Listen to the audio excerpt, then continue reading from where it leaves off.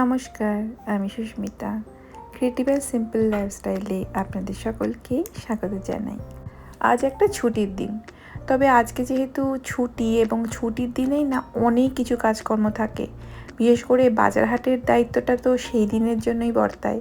তো সকালবেলা উঠেই আজকে রান্নার কাজটা শুরু করেছি।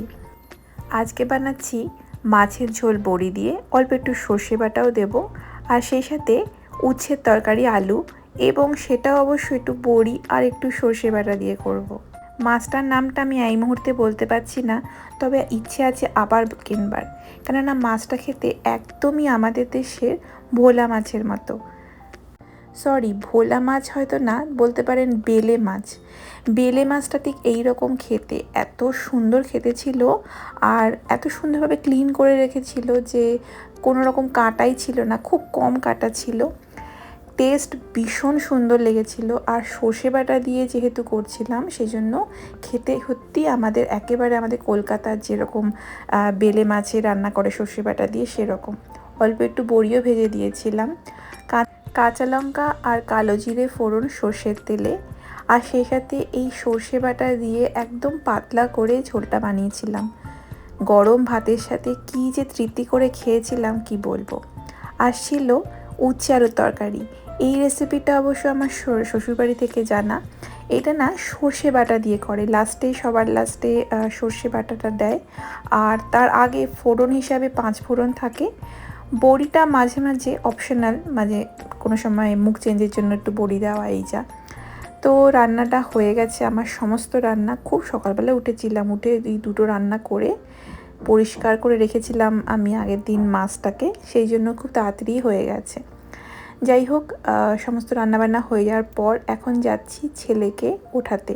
অবশ্য এখন অনেক বেলা হয়ে গেছে। আসলে এখানে গরমকালটা না খুব তাড়াতাড়ি শুরু হয়, আর গরমকালের দিনগুলো এত দেরিতে সূর্য নামে যে দিনটা বিশাল বড় থাকে। তো যাই হোক, চারপাশটা একটু দেখছিলাম, কি সুন্দর ঠান্ডা ঠান্ডা লাগছিল। ভোরবেলাটা তো একরকমই হয়, ঠান্ডা ঠান্ডা ওয়েদার। আর যেহেতু আমাদের এদিকটায় রোদটা খুব একটা বেশি পড়ে না, সেই জন্য অনেকটা, মানে বলতে পারেন পুরো সকালটাই আমাদের এখানটা না এত ঠান্ডা থাকে। ঠিক আছে। এই গাছটা আমার এক বন্ধু আমাদের সবাইকে একটা একটা করে দিয়েছে। আমার হাতে খুব ভালো গাছ হয় না, তাই শুধুমাত্র বাঁচিয়ে রাখার চেষ্টা করছি। আর আজকে ইচ্ছেও আছে একটু গাছের দোকানে যাওয়ার, কারণ খুব ইচ্ছে করছে যে চারপাশের লোকেরা যখন গাছ রাখে ব্যালকনিতে বা ব্যাকইয়ার্ডে, তখন আমারও খুব ইচ্ছে হয় যদি আমাদেরও যদি একটুখানি গাছ রাখা যায়। কিন্তু এদিকে ভয়ও লাগে, ইস যদি আমার হাতে আবার মরে যায়, কারণ আমার হিস্ট্রি আছে যে আমার হাতে বা আমাদের কারোর হাতেই গাছ খুব একটা ভালো থাকে না। শনি রবিবারের একটা খুব কমন একটা দিনের শুরু, সেটা হচ্ছে তাড়াতাড়ি করে রান্নাগুলো করে নেওয়া। মেয়েকে একটু ভরপেট খাইয়ে নিয়েই আমরা সবাই মিলে বাজারে বেরোই। তো এখন মেয়েকে খাওয়ানো চলছে, ওকে একটু দুধ ভাত খাইয়ে দিচ্ছি, কারণ সকালবেলাটায় অনেকটা পেটে থাকবে এবং অনেকটা সময় আমরা বাইরেটা আজকে থাকবো সকালবেলাটায়। তো এখন গরমকাল যেহেতু, সেই জন্য মোটামুটি দরজা জানলা খুলেই রাখতে হয়। আর যেহেতু ব্যাকইয়ার্ডটা বলি যে সুন্দরভাবে রোদ খুব একটা আসে না, কিন্তু খুব ভাল লাগে ঠান্ডা ঠান্ডা। তো মেয়ে তো আনচান করছিল যে কতক্ষণে বেরোবে। তো রেডি হয়ে চলে গেছিলাম হংকংয়ে, যেখানে মাছ টাছ পাওয়া যায় এবং বিভিন্ন রকম আমাদের এশিয়ান যে সমস্ত গ্রসারি সেগুলো মোটামুটি আমরা করি। আর এইগুলো হচ্ছে এই আইসক্রিম বিভিন্ন রকম ফ্লেভারে, মানে আমার অনেক বন্ধুরা ওইগুলো জিজ্ঞেস করে, তাই ভাবলাম এটা ছোট্ট করে ভিডিও করি। খুব সুন্দর আইসক্রিমগুলো খেতে, এবং এক একটা বক্সে 3টে করে থাকে, আর এটা $14 দাম। আর তো দেখতেই পেলেন, দেখলাম একটুখানি জামরুল, অনেক দিন পর লাল রঙের জামরুল, কোনো সময় দেখিনি, তো ভাবলাম একটা নিয়ে নিই। আর টুকটাক গ্রসারি ছিল আমাদের। আর এখানে দেখলাম যে একটু তাল মিছরি, এগুলো পুরো তাল মিছরি, মানে অনেক রকম পাওয়া যায়, ছোটো ছোটো এবং বড় বড়ও ছিল। তো আমরা এখন বিল করবার জন্য ওয়েট করছি, একটা বিশাল লম্বা লাইন। আর আমাদের মেয়েদের যা হয়, বাজারের মানে কার্ট ভর্তি হয়ে গেলেও চারপাশে চোখ চালাতে থাকি যে আর কি আছে, আর কি নতুনত্ব। তবে এই হংকংয়ে আসলে সত্যিই অনেক রকম নতুনত্বের জিনিসের সন্ধান পেয়ে যাই। তো তারপর আমরা বাড়ি পৌঁছে গেছিলাম এবং খুব তাড়াতাড়ি পৌঁছে গেছিলাম, তাই জন্য আমরা ভাবলাম যে গ্রসারিগুলো বাড়িতে ঢুকিয়ে দেওয়ার পর চলো একটুখানি দূরে কোথাও যাই যেখানে গাছপালা একটু কিনতে পারি। তো আমরা যাচ্ছি লোজে। তো লোজটা আমাদের এখান থেকে অনেকটাই দূরে ছিল, তো সেই জন্য অনেকটা সময় আমাদের মানে প্রাকৃতিক শোভা দেখতে দেখতে যেতে পেরেছিলাম। এবং সবথেকে মজা লাগছিল আমার এই ভেবে যে আমি বহুত দিন পর একদম সামনে বসেছি, এই প্রকৃতিটাকে এনজয় করছিলাম, সেটাই ভাবলাম আপনাদের সাথে একটু শেয়ার করি।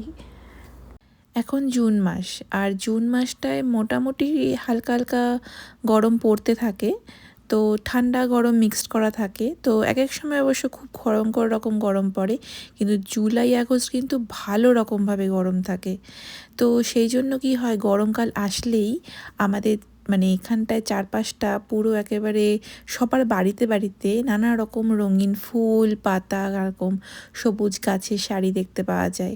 কারণ 12 মাসের মধ্যে হয়তো 2 থেকে 3 মাস হয়তো গরম, কিন্তু বাকি মাসগুলোতে তো প্রচণ্ড পরিমাণে বরফ বা ঠান্ডা থাকে। তাই গাছের দেখা, বিশেষ করে সবুজ ঘাসের দেখা মেলা একেবারেই ভার।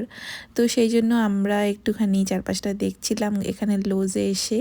আর এত সুন্দর ফুল ছিল, ফুলের গাছ ছিল, কিন্তু আমাদের যেহেতু খুব একটা রোদ আসে না, তাই ফুল লাইটের যে সানের মানে ফুল সানওয়ালা যে সমস্ত গাছ, বেশি আলো দরকার, বেশি রোদ দরকার, সেরকম গাছ খুব একটা কিনি না। আর সেই জন্য ইনডোর প্ল্যান্টটা একটু দেখছিলাম, বা আমাদের শেডের টাইপের যে গাছগুলো সেগুলো একটু দেখছিলাম।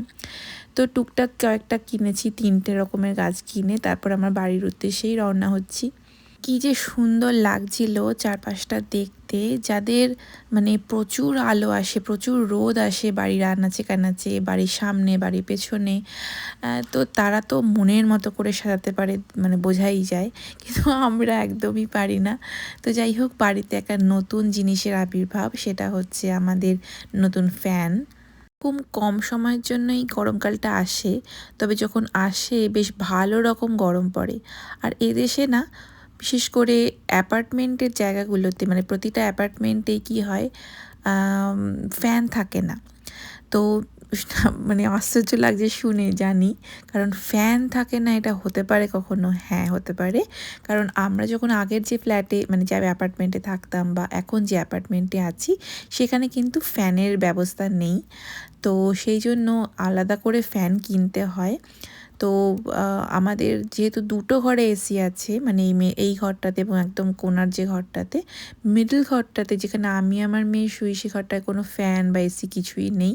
তাই জন্য একটা ফ্যান তো ছিল, মানে একটা আমরা এমনি কিনেছিলাম, তো ওটা থেকে একদমই হাওয়া আর পাচ্ছি না। তো ভাবলাম যে একটা নতুন কিনি। তো কস্কো থেকে ফ্যান কিনেছিলাম এবং টুকটাক যেসব বাজার হাট করেছি সেগুলোই আপনাদের সাথে সেটা শেয়ার করছি। ফ্যানের গল্প তো একটু পরে বলছি, কি বাজার করলাম সেগুলো তো দেখতেই পেলেন। আর এখন যেটা দেখাচ্ছে সেটা হচ্ছে ক্যানবেরি জুস, যেটা কিনা ভীষণ ভীষণ ইম্পর্ট্যান্ট একটা জুস। যখন আমার মেয়ে হয়েছিল তখন আমার ইনফেকশন ধরা পড়েছিল, এবং এদেশে না ভ্যাজাইনাল ইনফেকশন বা শারীরিক কোনো রকম ইনফেকশন যখনই হয়, ডাক্তাররা প্রেসক্রাইব করে এই ক্যানবেরি জুস খেতে। এটা তো জুসের আকারে পাওয়া যায়, এছাড়াও ক্যানবেরির যে ফলটা সেটাও খাওয়া যেতে পারে, সেটা তো অর্গ্যানিক, সেটা তো একদম জুসটা খেতেই পারবেন। এবং এই ক্যানবেরি জুস শরীরের জন্য, শরীরের টক্সিক যে সমস্ত জিনিস আছে যেগুলো আমাদের শরীরের থেকে বেরিয়ে গেলে সব থেকে আমাদের সুবিধা, তো এই ক্যানবেরি জুস খেতে খুব দরকারি একটা, মানে বিশেষ করে গরমকাল হোক, 12 মাস খাওয়া যেতে পারে। এটার উপকারিতা আমি তখন পেয়েছিলাম। তো খেতে খুব একটা ভালো লাগে না আমার, কিন্তু তাও শরীরের জন্য খাওয়া। তো এবারে ভাবলাম, অনেক দিন পর ভাবলাম যে একটুখানি ক্যানবেরি জুসটা কিনি। তো যাই হোক, বাজার হাট তো হয়ে গেছে, তো এখন ওই পাখাটা ঠিক করা হচ্ছে। পাখাটা আসলে কি হয়, এদেশে না খুব একটা বেশি পাখার ব্যবস্থা নেই, কারণ 12 মাসের মধ্যে তো পুরো 12 মাসই, 2 মাস বাদ দিয়ে বাকি সমস্ত মাসটাই ঠান্ডার মধ্যেই থাকে। তো সেই জন্য পাখার তো খুব একটা দরকার হয় না, এসিরও তো দরকার হয় না, কারণ গরমকালটায় তো হিটার চলে। কিন্তু যখন গরম পড়ে তখন ভয়ানক রকমভাবে গরম পড়ে, মানে এতটাই ভয়ঙ্কর গরম যে ট্যান পড়ে যায়। পুরো গা হাত পা পুরো ঝলসে যায়। যদি সানস্ক্রিন না মাখেন তো আরও ভয়ানক কাণ্ড হবে। তো সেই জন্য কি হয়, বাড়িতে আর মানে আমাদের ওই ঘরটায় আমরা ঘুমাতে পারছি না, এতই অস্বস্তি হচ্ছে। তো সেই জন্য একটা নতুন ফ্যান কেনা হলো। এই ফ্যানটা আমরা কস্কো থেকে তো কিনেছি, এছাড়াও না ওয়ালমার্টেও প্রচুর রকম ফ্যানের অপশান আছে এবং পোর্টেবল বা ছোট হ্যান্ডি টাইপের এসিও ছোট ছোট পাওয়া যায়, কিন্তু বিশাল দাম ছিল। তো দামটাও বেশ ভালো রকমভাবেই দাম, কারণ এটা বড় জোর 2 মাস কি বড় জোর 3 মাস আমাদের কাজে লাগবে, তারপর তো এটা পড়েই থাকবে, কারণ তারপর তো ঠান্ডাই পড়ে যাবে। তো এই ফ্যানটার ম্যানুয়ালও আছে, মানে ওখানে একটা বাটন আছে, সেখানে প্রেস করার সিস্টেম আছে। এছাড়াও একটা রিমোট ছিল, সেই রিমোট দিয়ে এটাকে আমরা নাড়াতে পারি, চড়াতে পারি। পুরো ফ্যানটাকে অন অফ করতে হবে। তো এটা মানে পুরো মুভ করে। ইনফ্যাক্ট এই লম্বা মতো যে লাঠি হয়ে আছে সেটাকে আমরা শোয়াতেও পারি, হ্যাঁ, সাইড করেও রাখা যায়, অনেক রকমই ফাংশন আছে। এটা ঘুরছিল। তো যাই হোক, তো ভালোই সুন্দর ঠান্ডা হাওয়া দিচ্ছিল এবং বেশ ভালো লাগছিলো। আর আমাদের ওই ছোটো ওই মাঝের যে ঘরটা সেটা বেশ ছোট, তো মোটামুটি ঠান্ডা হাওয়াটা খুব ভালোভাবেই পাচ্ছিলাম। যে এত হাওয়া হচ্ছিল যে মাঝখানে তো আমার মেয়ে দৌড়ে গেছিলো কম্বল নিয়ে আসতে। তো যাই হোক, আমার এই ছোট্ট ব্লগটা এখানেই শেষ করছি। কেমন লাগলো আজকের এই ব্লগটা আপনারা কিন্তু অবশ্যই কমেন্টে জানাবেন।